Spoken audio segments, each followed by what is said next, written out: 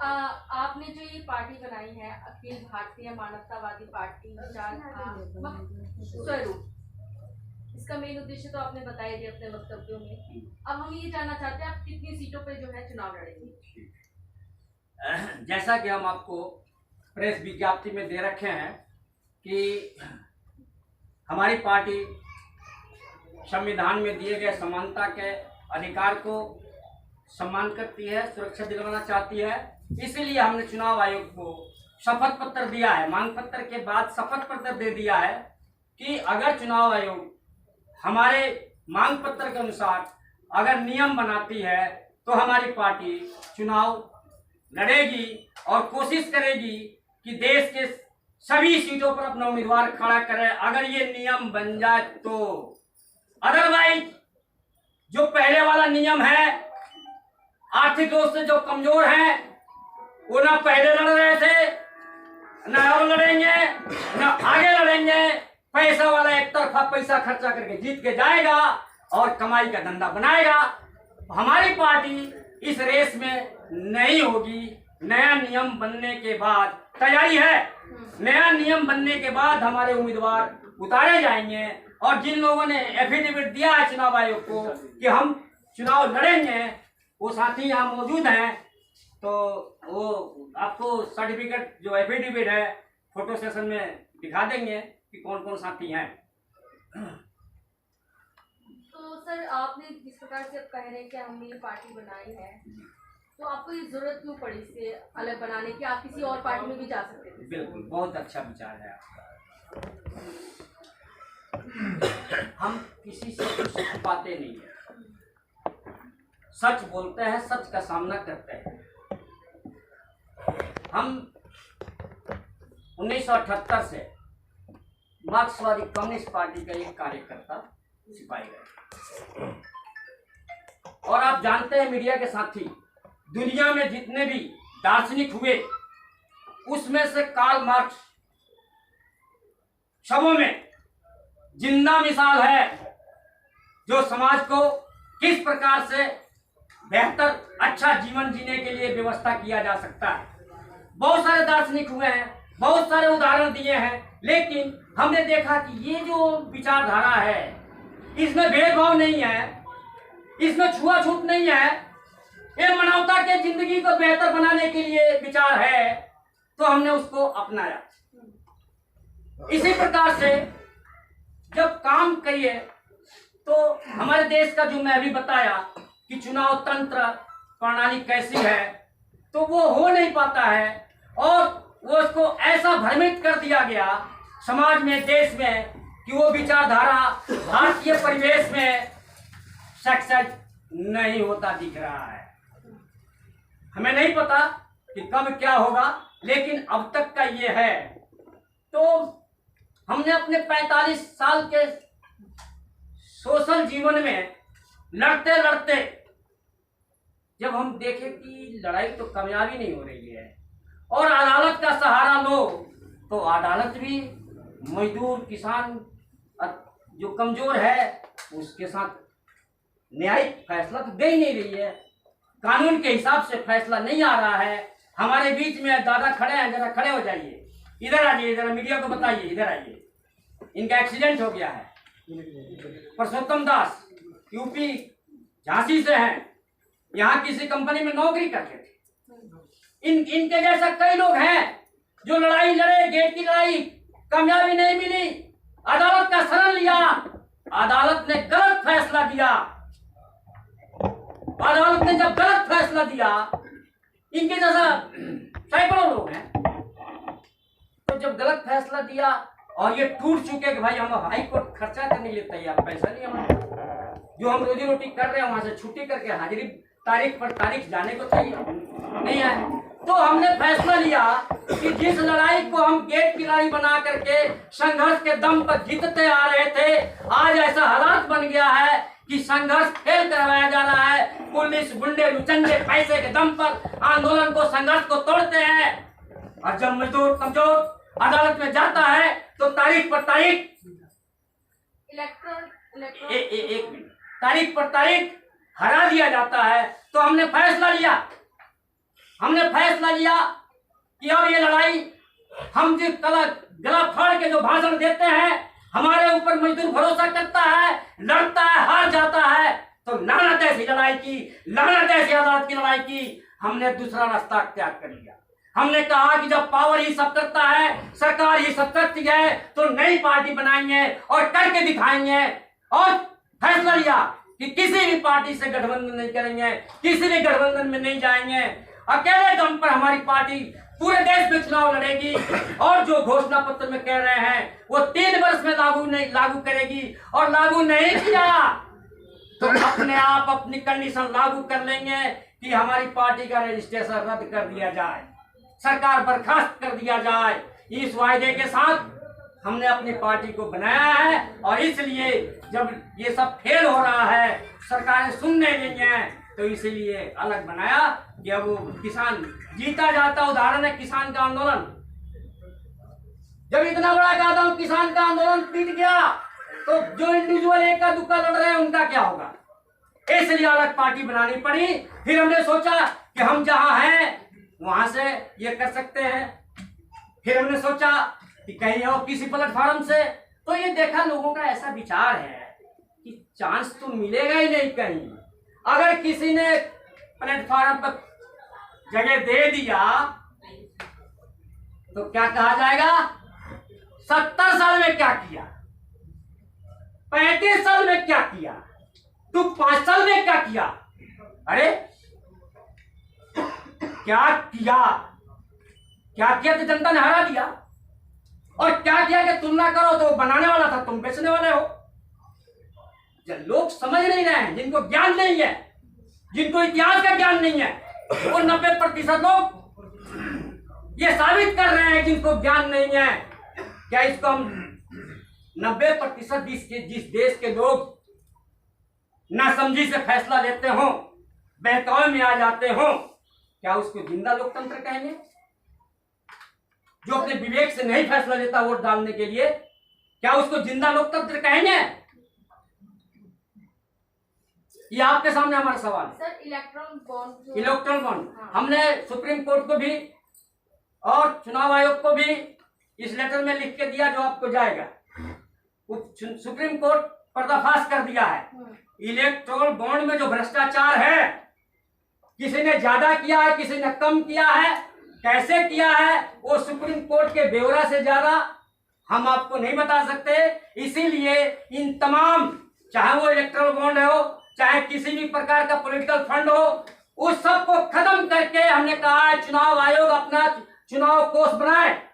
Sir, यदि आप जीत जाते हैं तो क्या ईवीएम जिस प्रकार से उसके लगातार सवाल उठते हैं, जी, क्या जी। इसको आप बंद करेंगे? ऐसा है कि हमारी पार्टी की जब सरकार पावर में आएगी तो चाहे वो बैलेट पेपर हो, चाहे वो ईवीएम हो, या साहब के राज में डिजिटल फराड हो, पैसा गायब हो जाता है। हेलो हेलो किया तब तो पैसा गायब हो गया।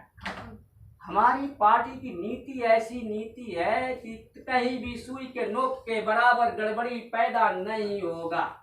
चुनाव आप बैलेट पेपर से करवाइए, चुनाव आप ईवीएम से करवाइए, चाहे जैसे भी करवाइए, गुंजाइश नहीं है। कुछ ऐसा नीति बना रखा है, ऐसा नीति बना रखा है कि ऐसा नीति बना रखा है कि मेरे गले में ये है और मैं इधर उधर करूंगा तो ऑटोमेटिक दबता जाएगा और ये सबके ऊपर लागू होगा। इसका मतलब ये नहीं है, इसका मतलब जो मैं दिखा रहा हूं ये नहीं है, ये नहीं है। लेकिन नीति ऐसा है कि आप कुछ इधर उधर करेंगे तो एक्शन लेने की जरूरत नहीं पड़ेगी, अपने आप एक्शन में आ जाएंगे।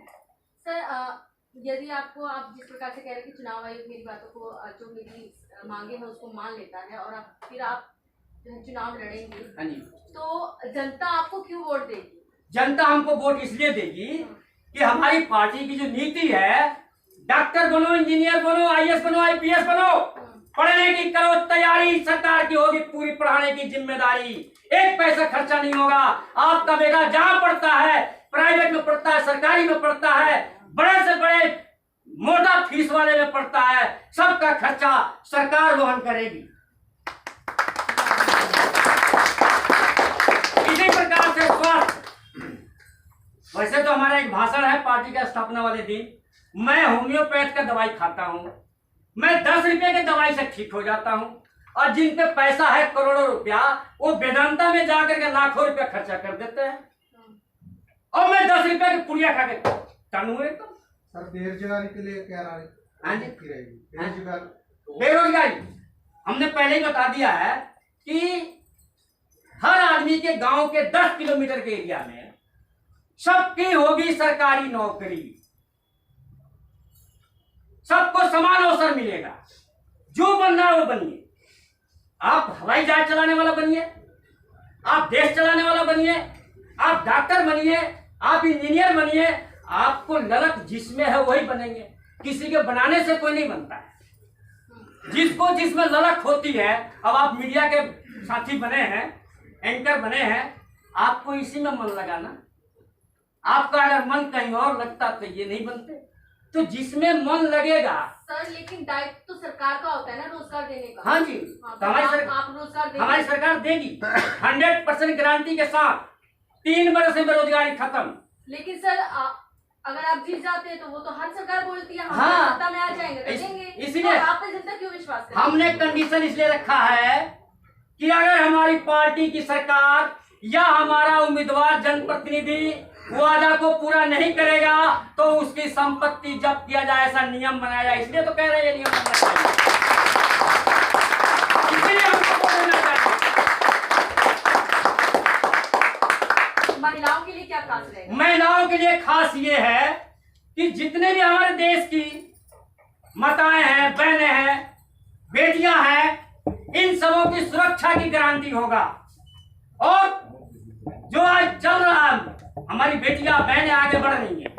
जो पहले घूंघट में रहती थी, आगे बढ़ने का मौका नहीं दिया जाता था, आज धीरे धीरे धीरे धीरे, लेकिन अभी भी समाज में ऐसा लोग हैं, अभी भी है, नहीं निकलने देते हैं बाहर, तो उसका खमियाजा भी वो भुगत रहे हैं। क्योंकि जब वो बाहर निकलती है, कंधा से कंधा मिला करके काम करती है, पैसा लाती है, तो घर परिवार खुशहाल होता है।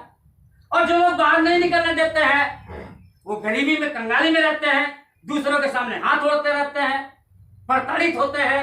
इसलिए हमारी पार्टी स्त्री हो, पुरुष हो, लड़का हो, लड़की हो, सबको बराबर सम्मान मिलेगा, सबको बराबर अवसर मिलेगा, और सबको योग्यता के अनुसार काम मिलेगा। कितनी सीटों पे आप महिलाओं को टिकट देंगे? बिल्कुल 50% हमारी भागीदारी है स्त्री पुरुष का।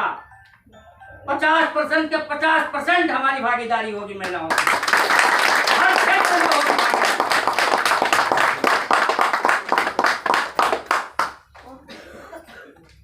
अब एक चीज और आप पूछे नहीं, एक चीज और बता देते हैं। हमारी पार्टी का घोषणा पत्र, और तो कोई हमारी पार्टी का घोषणा पत्र 3 वर्ष के लिए कह रहा है, लेकिन महामहिम को हम 27 फरवरी 2023 को वैकल्पिक मांग पत्र दिए हैं। उसको गोलमोल करने के लिए कुछ तो कुछ घोषणा कर रहे हैं। सिखाई बुद्धि 9 घड़ी होती है, और लगन से अक्ल आता है। सर कहीं आप, मैं बता रहा हूँ ना, मैं बता रहा हूँ, हमने उनको वैकल्पिक मांग पत्र में कहा है कि आप समझदार हैं, दमदार हैं, ईमानदार हैं, दुनिया में डंका बज रहा है, आप कर सकते हो, हाँ तो करो, और ना तो रिजाइन करो, अवसर दो। एक भाषण में देश का चक्का जाम कर देते हो, इतना दम है प्रधानमंत्री के पावर में। एक भाषण में नोटबंदी करके सारा नोट बैंक में ला देते हो। हम दावा करते हैं, अवसर दो, एक भाषण में बेरोजगारी खत्म कर देंगे। अगर आप चुनाव जो कह रहे हैं कि हम लड़ेंगे और जीतेंगे भी, कहीं आप इसलिए तो नहीं लड़ना चाह रहे कि वोट काट लिए जाए सामने? बिल्कुल नहीं, हमारा किसी भी पार्टी के साथ कोई गठबंधन नहीं, हमको उनका किच्चा अपने ऊपर लेना नहीं है। इलेक्शन जीते ना जीते, सरकार बने ना बने, हम अपना कर्तव्य कर रहे हैं। देश की जनता अपना कर्तव्य करेगी। भगवान श्री कृष्ण ने कहा है, जैसा करोगे वैसा पाओगे, जितना करोगे उतना पाओगे, जब करोगे तब पाओगे। और मीडिया के साथियों से नहीं कह रहा चाहता हूं, आपके ऊपर जो फार्मूला लागू होता है और देश में ही नहीं पूरी दुनिया में लागू होता है, हम जैसा करेंगे वैसा ही पाएंगे। सर मेरा एक सवाल है। जी सर मेरा सवाल यह है कि आपकी पार्टी आने के बाद में क्या एक ही चीज लागू हो सकती है? क्या? जो मिडिल क्लास है 12,000 15,000 कमा रहा है, हाँ। पुलिस वाले उन्हें रोक लेते हैं। हाँ। कहते हैं आजकल HRS जो है नंबर प्लेट नहीं है, इसलिए आपका 1000 का फाइन 500 का फाइन। ऐसा करने का जगह उसका अप्लाई कर दें, वो पैसा देने को तो तैयार ही है। मैं आपके सवाल का जवाब दे रहा था। जी ऐसा है, हमारे देश का कोई भी सरकारी कर्मचारी है, वो अगर ऊपर का आदेश नहीं मानेगा तो उसकी नौकरी नहीं रहेगी। तो सर मैं ये कह रहा हूँ, आपका सवाल का पूरा उत्तर जी वो पूरा आएगा, लेकिन जब वो उनका बात नहीं मानेगा, कितना देना है तो उसकी नौकरी नहीं रहेगी। वो मजबूरी में कर रहा है और 15 लाख 20 लाख रिश्वत देकर नौकरी पे गया है, वो वसूलेगा कहां से? वो ये सब चीजें। लेकिन हमारी पार्टी की जब सरकार बनेगी तो ये सारा तंत्र एक तरफ हो जाएगा, हर काम का प्रैक्टिकल होगा। पेपर लीक हो रहा है ना, पेपर लीक हो रहा, बहाना है ना देने का नौकरी। आजकल ऐसे सर मेरे क्वेश्चन और था हाँ। कि अगर हम चाहें भी किसी सरकारी विभाग के व्यक्ति का कंप्लेन करना तो नहीं कर पाएंगे, क्योंकि हमें पता है कहीं ना कहीं से उन्हें खबर मिल जाएगी और हम फिर जेल में जाएंगे। ठीक बात है। तो कुछ ऐसा हो सकता है जैसे मुझे कंप्लेन करें और हम बच भी जाएं, ठीक है, क्योंकि उनके कंप्लेन करेंगे नहीं तो पता कैसे चलेगा हाँ, चोर कौन है। बिल्कुल, बिल्कुल। आप देखिएगा व्हाट्सएप पे जो लोग लिंक में है या फेसबुक पे है, उस पे हमारा एक चल रहा है डायरेक्ट प्रधानमंत्री से हर समस्या का समाधान। आपका कोई भी समस्या है, आप डायरेक्ट प्रधानमंत्री के पोर्टल पे डालिए और प्रधानमंत्री के पोर्टल से आपका एप्लीकेशन नीचे आएगा तो उसका औकात है आपकी नौकरी खा जाए। और अगर वो आपकी नौकरी खा गया तो जिम्मेदार कौन बनेगा? प्रधानमंत्री बनेगा। इसलिए वो एक ही आदमी है जिसका चलता है, तो एक ही आदमी पर सब कंप्लेंट डालो, वहीं से सब जगह आएगा और वहीं से काम होगा, और नहीं होगा तो फेल है। अगर काम नहीं हुआ तो फेल है। इसलिए दोनों हाथ में लड्डू है, आप अपना एप्लीकेशन दीजिए।